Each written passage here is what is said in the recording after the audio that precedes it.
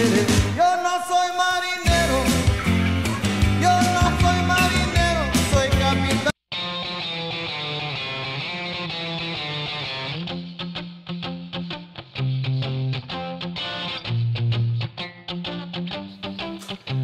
Hello and welcome to a brand new episode of the Toon in 10.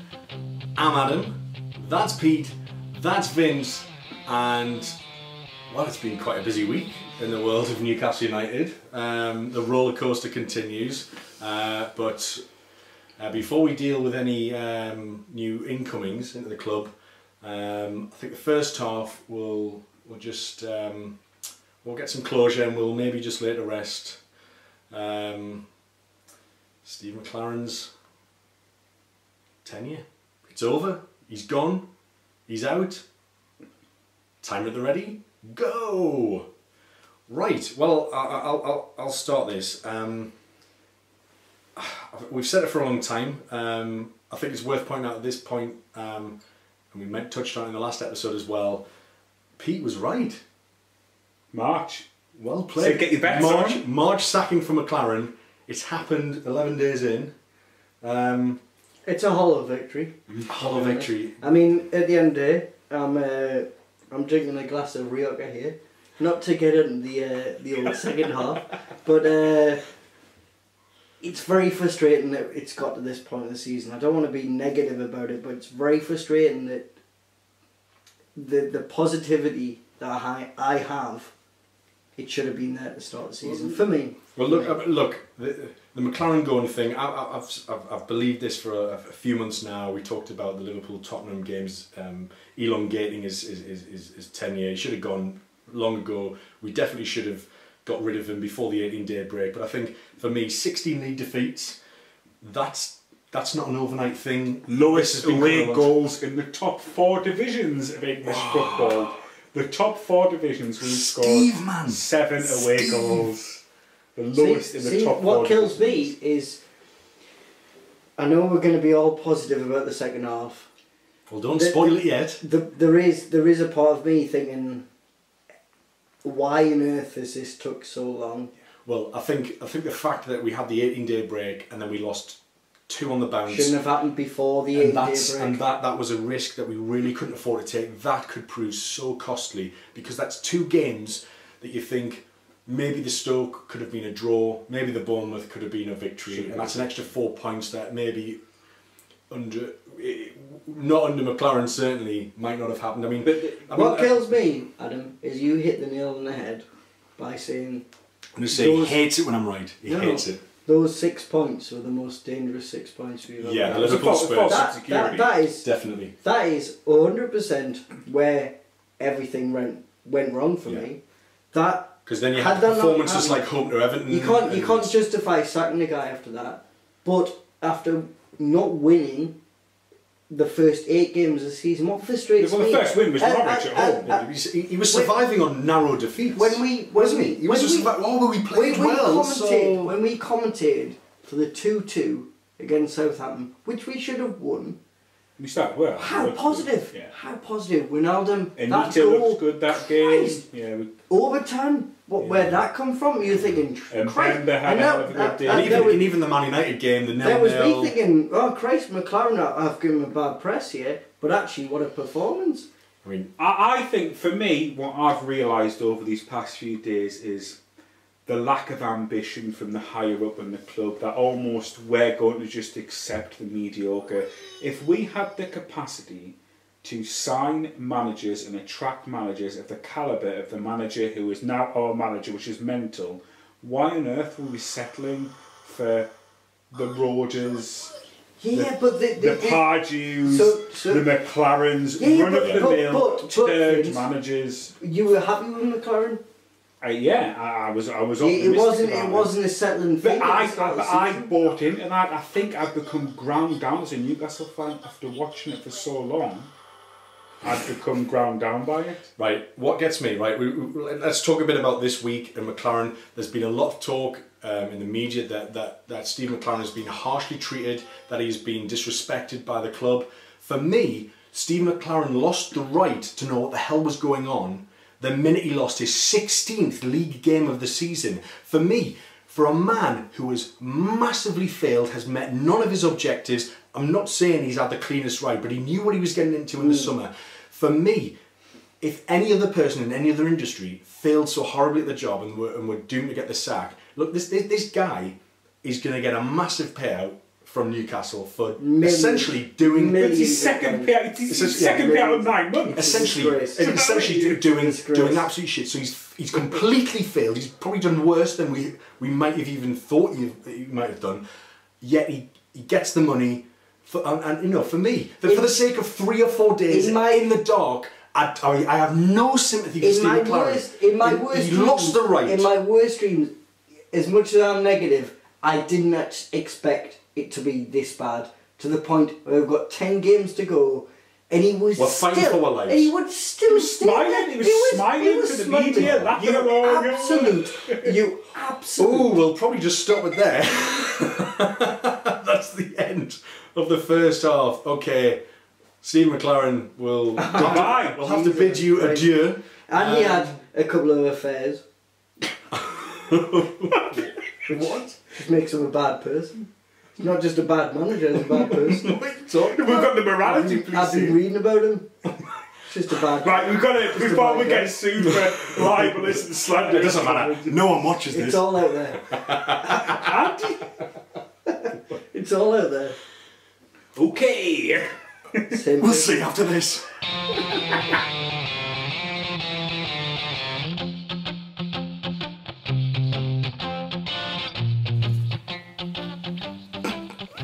He's here. Rafa's here! It's Rafa Benitez! It's Rafa Benitez! Oh, welcome back! Welcome back!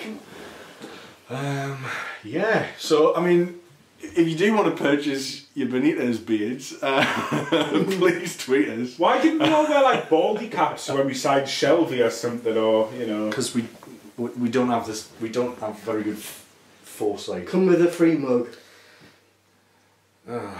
Right, well, this is the second half of the Toon in 10. So we put Steve McClaren to rest. I think I got quite angry. But all those feelings are about to disappear. Today is the day that Rafa Benitez, former absolutely mental. Real Madrid, Napoli, Chelsea and Liverpool manager, Valencia, did a hell of a job at Valencia. not to mention Valencia, has arrived at St James's Park and he's signed a 3-year deal. However, with caveat that if he doesn't manage to keep us up, of course he will go.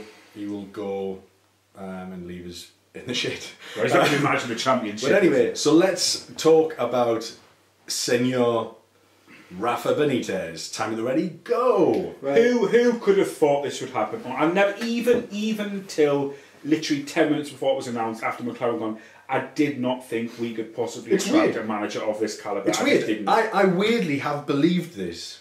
That I've believed it's going to happen all week, and I know we've been sort of like texting and sort of like, oh, is it going to happen? Is it going? But ultimately, I like to say now, Pete owes me a pint because he didn't think McClaren was going to go by this week, and he did, and I'm looking forward to it, Pete. The way I see it, right, is I didn't want to get into the game of being positive and being depressed. This is the most ridiculous appointment ever. I cannot. What a season this Premier League. Leicester are top. Rafa Benitez is manager. Jamie Vardy breaks the goal scoring on the track record. Fucking Palace is signing Kabay. What's happening? Basically, at the end of the season, there's going to be a meteor and just the world ends. The world ends.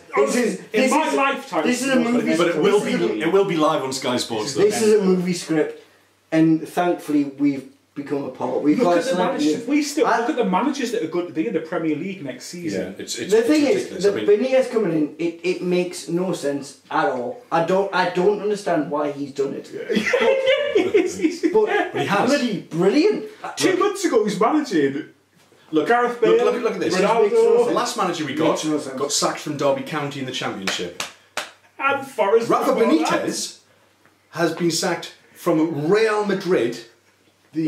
On the basis of it, on something like a 68% win ratio or some rubbish. It's ridiculous. His average win ratio, I think, is over 50%, and I don't think I saw a stat on Twitter that nobody in the last no Newcastle manager in the last 20 years. Yeah, since Keegan was at his point. The last 20 years has managed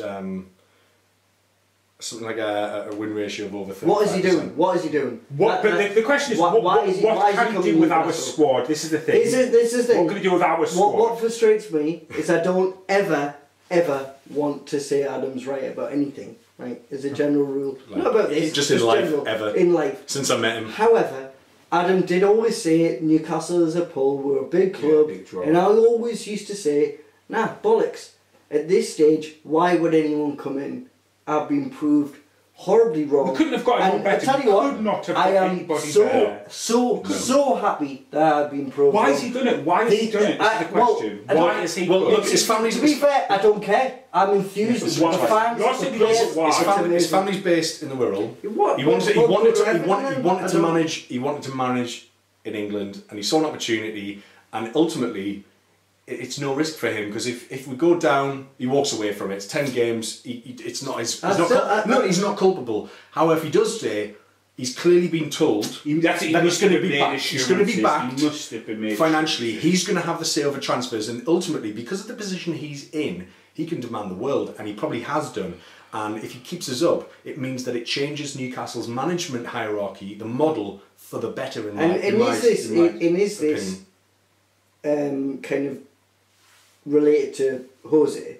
So in the sense that Mourinho wouldn't be a manager who would go to a lesser club, as Newcastle are, and he had his like thing with Mourinho. Is this his point of proving? I'm going to prove myself. I'm actually going to take a club and actually, put my ethos into it and take them not from a big club to a bigger club, from a lesser club. Sleeping giant, he's roused the giant. That's what we've always thought. Can he keep us up? That's the question. Are we still in the Premier League? The fixtures are favourable. Are we still in the Premier League? Yeah. The fixtures are favourable, but we are still in a rut. We really are, and we can't forget that amidst the elation. But will we stay up?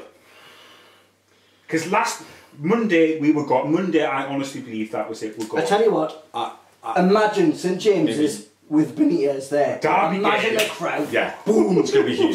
Go on then. I'm going to say we're up. I think I'm going to say we're just. I think we look at horrible optimism. I don't see how we wouldn't be saying that. We're playing Norwich and Villa. He'll be down. We're bound to look. We're going to beat Manchester. What Benitez brings is tactics, and he'll sort the defence out, which is what Carragher said on Sky Sports earlier. He's very good with defence, and that's where he'll start. And that's what we talked about last week. What he needs to sort. If he can just instill belief, I think that's enough. And the crowd behind him, it's going to be electric. Every game now, everyone's behind him. We're behind him. The Toon network officially endorses the appointment of Rafa Benitez. I would still say McLaren should have been sacked a few days earlier. Oh, without a doubt. When I argue with you about it being messy. Well, it hasn't. I thought it was messy. Oh, this week. Yeah. Means to an end there. It's almost like a subplot development in this episode. I have to sit in the middle next time to separate. I've been waiting for this. No, personally, I don't care what's happened this week because it's resolved. Look, he's going to punch me again. Look, I don't care how this week's played out because it's means to an end. Whatever's happened this week, I don't care. We've got Rafa Benitez. I don't care what's happened this week. Right. If I was getting a £2 million payout, my managing could work could do what he wanted to be. If I was going to get a £2 million payout, I would go to work and do anything for the next 4 days. No flat sack was being faced. Yeah, did he get? Think of those steel workers down at Middlesbrough. I would like to think McLaren now is finished. Is aware that he's been a disgrace, but there is a part of me thinking that 2 days ago he left the training ground smiling. He's thinking, I've got millions of pounds, screw it. That's what kills me about McLaren. Yeah. You have no pride nor integrity because you knew he'd failed and he didn't walk away. You didn't do what Benitez has done now.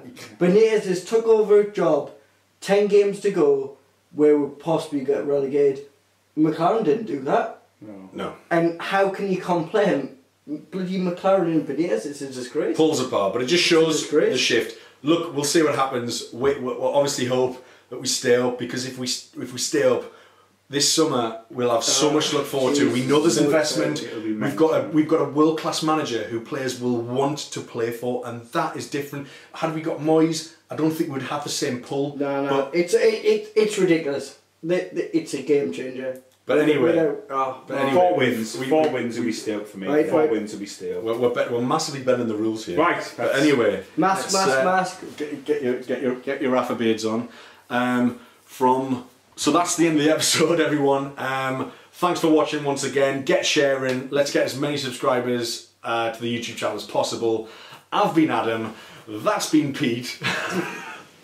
As is the continental style. That is Vince. And this has been the Toon in 10. Thanks for watching, everyone. Arriba, arriba!